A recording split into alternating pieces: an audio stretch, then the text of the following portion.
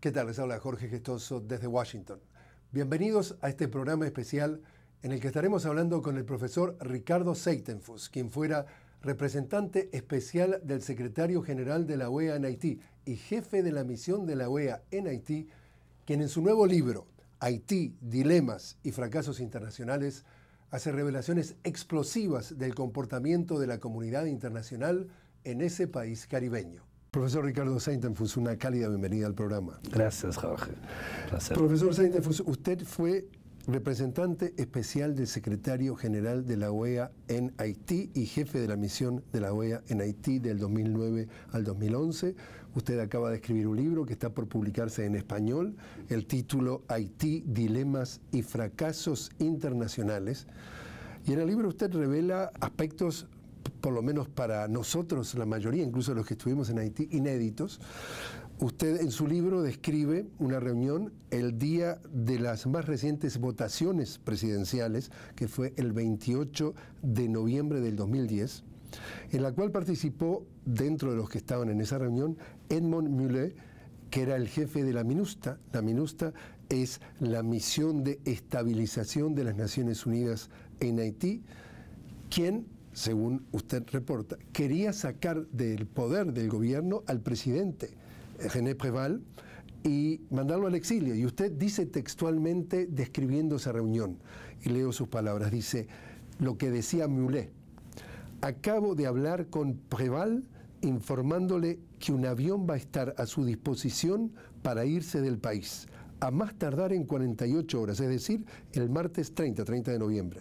Préval tiene que dejar la presidencia y abandonar Haití. Esta declaración es explosiva. Pero es verdadera. O sea, es una verdad confirmada incluso por Préval. En la prensa, en un documental muy importante que se llama Asistencia Fatal, de un cineasta haitiano, Raoul Peck, o sea, grabó sobre esto. Hoy hay un consenso sobre los hechos. Jorge, sería bueno quizás, porque yo pregunto a Mulet, pero ¿o qué contestó Préval? Y Mulet, yo chocado con la situación, Mulet me dijo, estamos muy mal parados, porque Préval me dijo, yo no soy Aristides, yo soy Allende. Entonces, se quedó una situación horrible porque Mulet no tenía la latitud, la capacidad de tomar solo una decisión de esta magnitud. Entonces hay una reunión del core group, o sea, de la comunidad internacional, llega el primer ministro. ¿Primer ministro de? De Haití, Jean-Max Bellerive, porque después dijo, mira, sería bueno que al menos un haitiano estuviera en una reunión donde iba a decidirse el futuro de Haití. O sea, esto estaba altamente contaminado. Es en un grupo internacional decidía en los destinos. O sea, el grupo internacional estaba ahí porque había un miedo de manifestaciones en la calle, de cómo estaba pasando las elecciones, que hay 12 candidatos que denunciaron fraude. O sea, había un pánico en la comunidad internacional y se reúne de una manera urgente a las 3 de la tarde del 28. ¿Y quiénes además de Mulet estaban allí? A todos. ¿Todos quiénes son? Embajador de Brasil, de Estados Unidos, de Canadá, de Francia, de España, representante de la Unión Europea. Y hablaban así. El secretario general adjunto de la OEA, Albert Hamdin, organizaciones internacionales. Había un grupo enorme de gente. Y finalmente, Jean-Max Bellerive llega. ¿El haitiano? Haitiano, primer ministro, y dice, mira, yo tengo una declaración a hacer y después una pregunta. La primera, la declaración es que no deben contar conmigo nadie para hacer cualquier cosa a margen de la Constitución y de la ley haitiana. Era un golpe de Estado. Porque querían sacar a Préval, mantenerlo a él, Bellerive, como primer ministro, organizar nuevas elecciones con un nuevo consejo electoral, y él de pronto dijo, no cuente conmigo. Ahora quiero hacer una pregunta. ¿El mandato del presidente Préval está sobre la mesa de negociaciones?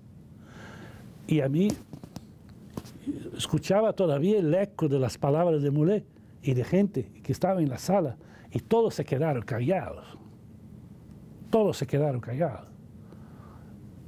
Y yo dije, pero no es posible que el silencio conteste una pregunta tan absurda. Un presidente como Preval, electo en la primera vuelta en 2006, con 62% de participación en unas elecciones las más limpias de la historia de Haití, bajo nuestra intervención, porque la MINUSTAH estaba en Haití en 2006. Ya había llegado en el 2004. Sí, pero ¿cómo podemos hacer esto? ¿Cómo podemos? Es un reconocimiento de una debacle, de una catástrofe. Yo dije, yo tengo que hablar. Si nadie habla, voy a hablar.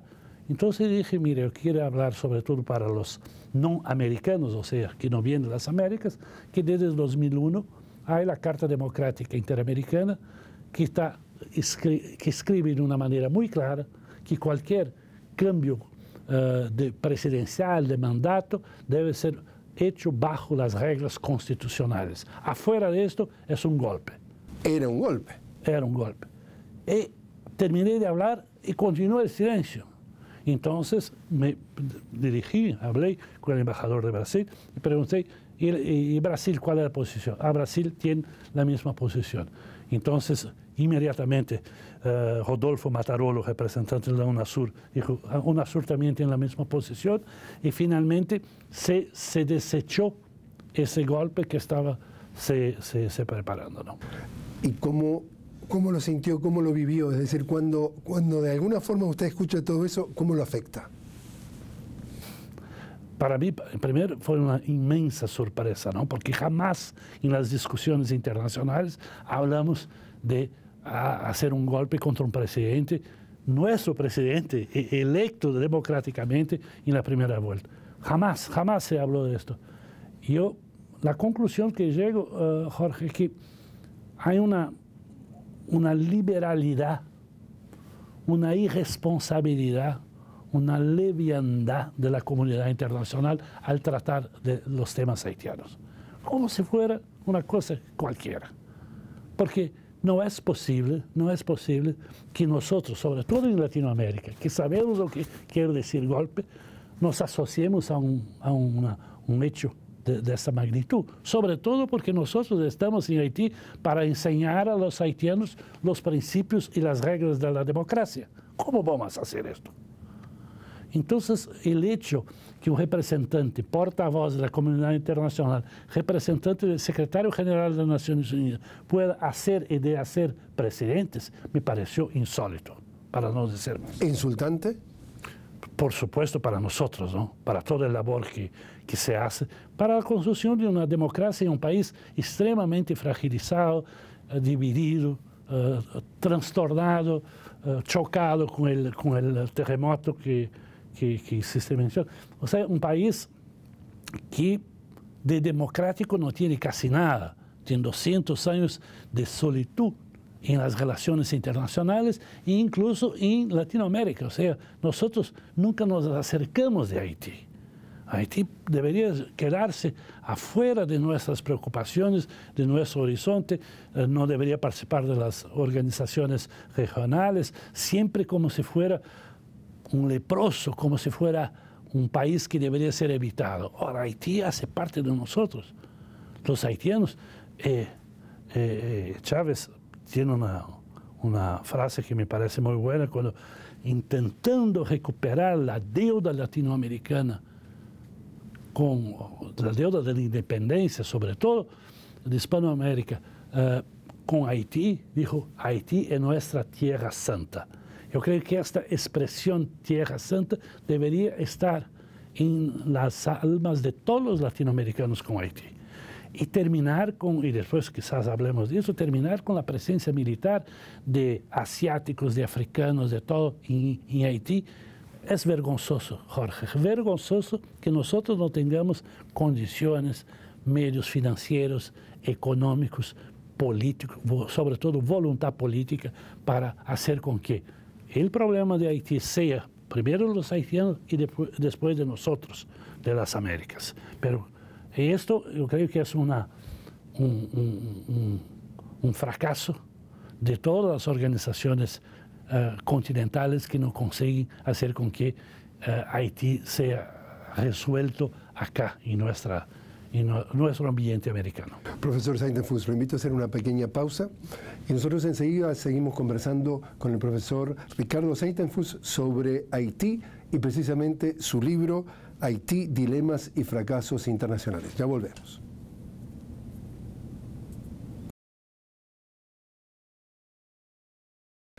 Continuamos hablando con el profesor Ricardo Saintenfuss sobre Haití y su libro Haití, Dilemas y Fracasos Internacionales. Profesor Saintenfuss, precisamente hablando de esa elección, esa votación del 28 de noviembre del 2010, usted en su libro dice, respecto al recuento de votos, dice, una forma maquiavélica en la, comillas, misión recuento de votos de la OEA, aseguró que ningún candidato pudiera tener más de 225 votos, aún cuando el promedio de votantes registrados era de 460 en cada puesto de votación. Y usted dice en su libro textualmente, dice, la misión aplicó el innovador método al candidato Jude Celestin, desestimando aquellas urnas en las que obtuvo 225 o más votos. Para mantener las apariencias, decidieron eliminar algunos de los votos de Mirlan Manigat y Michel Martelly.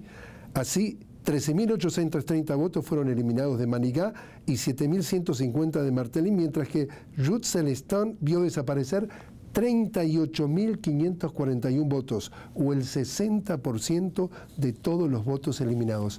Cuéntenos esto porque nos parece inaudito. Sí, además, ¿y cómo no se llegaba a este punto con el recorte de 225? Bajaron para 150. Así, no 149, venir 151, porque querían una cosa. ¿Qué querían? Querían cambiar el candidato que estaba en tercer puesto para el segundo y que estaba en el segundo al tercer, punto. Querían poner Martelly el segundo puesto y querían sacar a Jude Celestin. Nada más. ¿Y por qué sacar a Jude Celestin? Había muchas razones. Pero fácilmente, ¿cómo decirlo? Porque fuera el candidato de Preval. Sería el sucesor del actual presidente, que ya lo habían querido derrocar. Exactamente. O sea, esto era una manipulación descarada. Descarada. Y Jorge, hay una cosa muy rara, porque desde la selección de 90 en Haití, un candidato de izquierda, o Preval o Aristide, gana en la primera vuelta. Siempre. Y esta vez... Contundentemente. Además. Contundentemente. Esta vez con problemas en algunas votaciones, ¿no? Pero hay un comportamiento electoral en Haití padrón. Bien, en esas elecciones va a haber segunda vuelta, que es bueno, está previsto en la Constitución, pero ningún candidato de izquierda va a la segunda vuelta. Tienes un de derecha o de extrema derecha y una liberal. Y ahí está. Por supuesto que se puede imaginar que el comportamiento errático, inconsistente del electorado, pero quien hace estudios sobre comportamiento electoral sabe muy bien que el comportamiento sigue un patrón y va para paso. A lo largo del tiempo puede cambiar, pero no así. Pero entonces la pregunta es, ¿de alguna forma la OEA estaba participando de esto que usted llama, digamos, la misión recuento? Es decir, obviamente lo estaban haciendo de forma deliberada, como usted dice, para cambiar el tercero por segundo, el segundo por tercero, pero ¿alguien más de la comunidad internacional sabía o estaba detrás? Es decir, ¿cuánta gente, cuántas organizaciones, qué nivel internacional había detrás de esto para que de alguna forma hacer un fraude y hacer disputar una segunda vuelta a quienes les interesaba? No, de hecho son los estados, ¿no? Estados Unidos, Canadá, Francia, los más influyentes que tomaron esta decisión. Lo tomaron. Sí. Detrás de esto estaban ellos. Sí, claro, porque 7 de los 9 supuestos especialistas electorales que hacen parte de esa misión vienen o de Francia, o de Canadá, o de Estados Unidos. O sea, Haití, entonces, esa intervención internacional altísimamente contaminada en todos los frentes. En este frente, sin duda alguna, y se puede cuestionar la legitimidad del actual presidente. Ahora no se habla más sobre esto, creo que son aguas... Michel Martelly. Sí, pero la historia debe resgatar estos hechos, ¿no? Profesor Saintenfuss, se acaban de cumplir 10 años de la presencia de MINUSTAH, como decíamos, la misión estabilizadora de Naciones Unidas en Haití. ¿Qué hacen las Naciones Unidas? ¿Qué hacen los cascos azules en una situación que no es de guerra? Es muy difícil cuando tú eres militar, soldado, entrenado para matar, y te vas a un país como Haití, donde no hay adversario, no hay enemigo, no hay guerra. ¿Injustificado? La guerra es la hambre, es la ignorancia, el analfabetismo, la desesperanza. Esa es la verdadera guerra. Déjeme interrumpirlo allí con un dato que usted mismo me hablaba en la vez anterior que tuvimos oportunidad de conversar. 80% de desempleo, 50% de la población vive con $1 o menos por día, 50% de la población vive con $2 o menos por día. A ese nivel. A este nivel. Y entonces, la MINUSTAH, su conclusión en 10 años de allí. Yo creo que hubo dos fases. La primera, dos partes, la primera hasta el terremoto.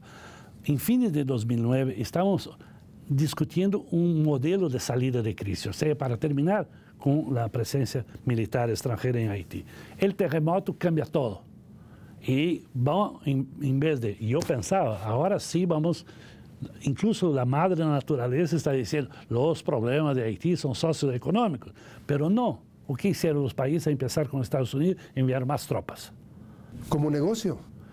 Como negocio, como después las ONGs, pero sobre todo hay el miedo, un miedo atávico de Haití. Haití es peligroso. ¿Miedo a qué o de qué? Desde la época de la independencia, Jorge. Desde la época de la independencia, los haitianos cometieron un pecado. ¿El pecado original? ¿Qué fue? Que no se puede perdonar, que imaginar que los hombres son iguales, independientemente de la raza, imaginar que tenía que terminar con la esclavitud, imaginar que debería terminar con el colonialismo. Esta osadía de los haitianos hasta hoy no fue perdonada. Y usted precisamente me decía en la vez anterior que conversamos que, digamos, ese pecado original fue que fueron los esclavos que se independizaron, a diferencia de todo el resto único en América Latina, y la primera vez. Y usted dice que ha sido fuente de inspiración esa independencia, esa liberación, por ejemplo, de Simón Bolívar. Sin duda, más que inspiración, Miranda y Bolívar, y hoy los libros de historia empiezan a reconocer, puede buscar ayuda en 1816 de Pétion, el presidente de Haití, que armó, que equipó, que emprestó 300 combatientes cuando entró por la segunda vez y consiguió la independencia de Venezuela. O sea, esto es un hecho histórico fundamental y que hasta ahora nosotros no lo reconocíamos. Entonces, de alguna forma, para redondear esta idea, los haitianos quieren, se sienten, aceptan la presencia de cascos azules, de gente armada caminándoles por sus calles como son la gente de Naciones Unidas? Claro que no, incluso Jorge, una empresa de sondeo de opinión de Miami, o sea, americana, hizo un sondeo, solamente 11% de la población sondeada en Haití respecta a la MINUSTAH. 89 quiere que se vaya. Y usted también denuncia de alguna forma una complicidad en cuanto a que Naciones Unidas, estos cascos azules trajeron el cólera. Por lo menos prácticamente 700.000 personas quedaron contagiadas y alrededor, o por lo menos mínimo, 8.500 personas murieron. Y de eso no se habla.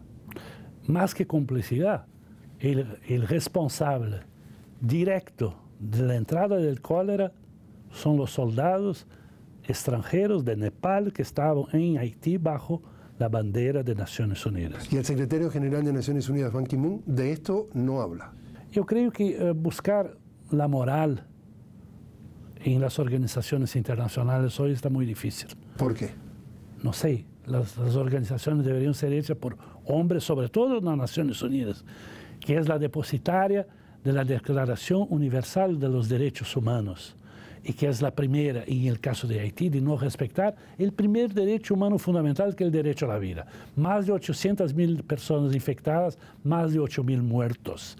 Y no hay ningún reconocimiento, ningún pedido de disculpa, absolutamente nada. Es una vergüenza o que pasa con Naciones Unidas de haber introducido el cólera en Haití.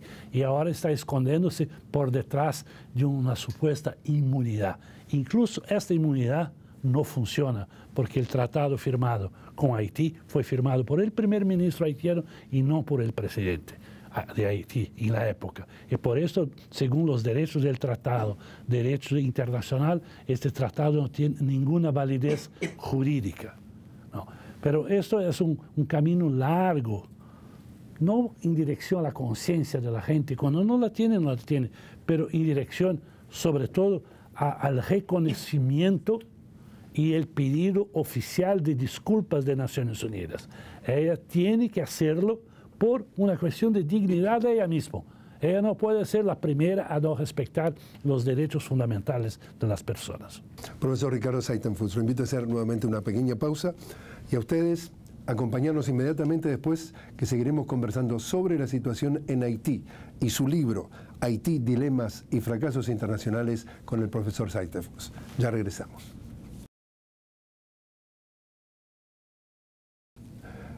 Continuamos hablando sobre Haití con el profesor Ricardo Saitenfuss y su nuevo libro, Haití, Dilemas y Fracasos Internacionales. Profesor Saitenfuss, hablando de la misión de MINUSTAH, la misión de estabilización de Naciones Unidas en Haití, el 70% está integrada por latinoamericanos. Argentina, Brasil, Perú, Uruguay. Curioso que tenga esa presencia y esté en una situación tan, entre comillas, irregular como usted lo está planteando. Sí, yo creo que hay al mínimo una connivencia latinoamericana de los gobiernos latinoamericanos que enviaron tropas con esta situación de disparate en Haití. Por ejemplo, ningún gobierno latinoamericano denunció la introducción del cólera por Naciones Unidas. Yo creo que debería hacerlo, por una cuestión de justicia y de solidaridad. Pero la cuestión de los militares es una cuestión muy delicada. De cada 10 cascos azules que América Latina puso a disposición de Naciones Unidas, 6, Jorge, 6 están en Haití. O sea, Haití es nuestra tierra, no la tierra santa, como decía Chávez, pero la tierra para nosotros arreglarnos los problemas. Pero yo creo que nosotros enviamos los malos mensajeros, o los malos cooperantes, o los cooperantes que no son adecuados. Porque Haití necesita de ingenieros, de médicos, las brigadas cubanas están ahí, de hospitales, de carreteras, de esperanza de trabajo. No sé si ahora, cuando van a discutir la salida de la MINUSTAH, que debe ser en 2016, si la América Latina va a tener el rol que debería tener. ¿Qué es? El rol fundamental, en las elecciones que hablamos anteriormente, el día de la votación, la América Latina poco a poco evitó, sí, ayudó a evitar el golpe contra Preval. ¿Usted lo hizo? No, pero fue apoyado por la UNASUR, por Brasil. Pero usted tomó la iniciativa. Sí. A nivel personal, como usted decía, lo hizo como brasileño, lo hizo por su ética. No lo hizo porque estaba representando en ese momento a la OEA. No, yo no hablé en nombre de la OEA, porque había... ¿Usted habló en nombre de? En nombre personal de un latinoamericano, de un brasileño, de un profesor. O sea que de alguna forma también se ha decepcionado porque... usted entiende que hay cierta complicidad de esa presencia latinoamericana, sabiendo que el ambiente tiene esos niveles de, entre comillas, contaminación que se puede decir claramente. Usted denuncia fraude, de alguna forma connivencia para organizar a nivel internacional un golpe de Estado. Y América Latina pone el 70% de su gente y mira para el otro lado. Pero no es cualquier América Latina, es América Latina gobernada por la centroizquierda, además. O sea, no son los militares latinoamericanos en la época de las dictaduras que enviaron, son las democracias, la joven democracia, y es más grave que esto, ¿no? Entonces yo creo que nosotros teníamos la esperanza de hacer con que la presencia latinoamericana, y Brasil pensaba mucho en esto, pudiera cambiar la naturaleza de la presencia internacional. O sea que usted se decepcionó contra eso. Sí, porque ahora se ve que no, en momentos claves, en los momentos fundamentales, siempre es lo que yo llamo el tridente imperial. Canadá, Estados Unidos y Francia quiere decir el futuro. Quiere decir que, en definitiva, cuando las papas queman, mucha gente en América Latina cede. Cede. ¿Triste? Cede mira, y cede no porque los representantes que están en Haití lo hacen, porque son mandados de sus capitales. Triste. Triste la constatación que quizás otra vez en la historia Haití está siendo utilizado para otros fines y no para los fines haitianos, como si fuera un crédito en la política externa de algunos países y no que la presencia latinoamericana estuviera ahí para cambiar efectivamente la situación de Haití. Profesor Saytenfuss, usted también denuncia que de las grandes cantidades de dinero que se donan, en definitivamente a los haitianos, no lo llega. ¿Dónde termina ese dinero mayoritariamente? Primero no salen los países donantes, ¿no? 60% se queda ahí. Son llamados para donar para Haití, pero siquiera sale de Francia, de Canadá, de Estados Unidos. O muchas veces de nuestros países, de Chile, de Brasil, de Argentina. Y después cuando salen, vuelven, hacen circuitos. El gobierno haitiano llegó a la conclusión que 1% de las donaciones pasaba por las instituciones haitianas, por el presupuesto, por el Ministerio de Finanzas, por las instituciones del Estado. Los 99% no.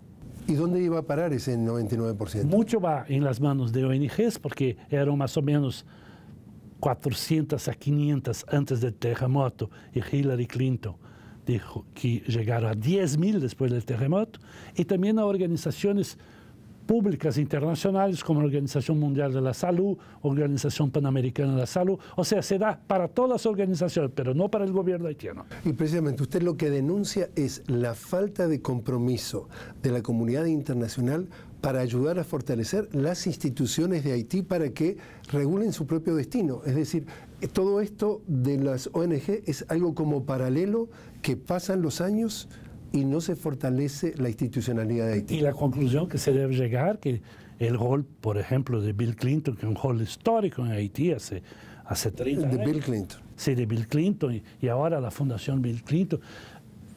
La conclusión que se debe llegar es que eso se transformó en un negocio, un gran negocio, donde pasan centenares de millones de dólares. La excusa es Haití. Haití tiene una commodity, una riqueza, que es su pobreza. Y hay gente dentro de Haití y gente afuera de Haití que utiliza la miseria haitiana como commodity para negociarla. Entonces los huracanes, las tempestades, los problemas todos los años, la pobreza terrible, el terremoto, todo eso sirve para llamar a donantes, personas físicas como tú, como yo, pero también organizaciones que van a donar y que finalmente no llega al haitiano común. ¿Cómo ve entonces, profesor Saytenfuss, el futuro? El futuro, creo que el futuro está ahora, es presente. O sea, dentro de 1 año, 2 años, la MINUSTAH deberá cerrar las puertas.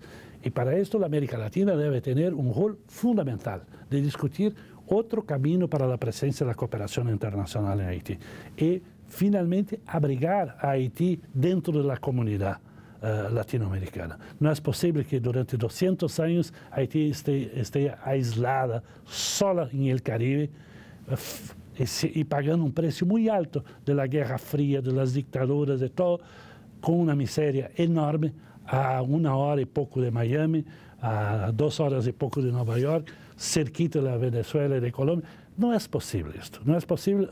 Son los padres fundadores de la lucha contra la discriminación racial, contra la esclavitud y contra el colonialismo. Nosotros tenemos que rescatar esto. Y a un nivel personal, luego de haber vivido en primer plano, luego de haber observado todo esto, luego de haber leído más y más, ¿cómo lo ha afectado? ¿Cuál es la conclusión? ¿Qué siente cuando usted ha vivido todo esto por Haití?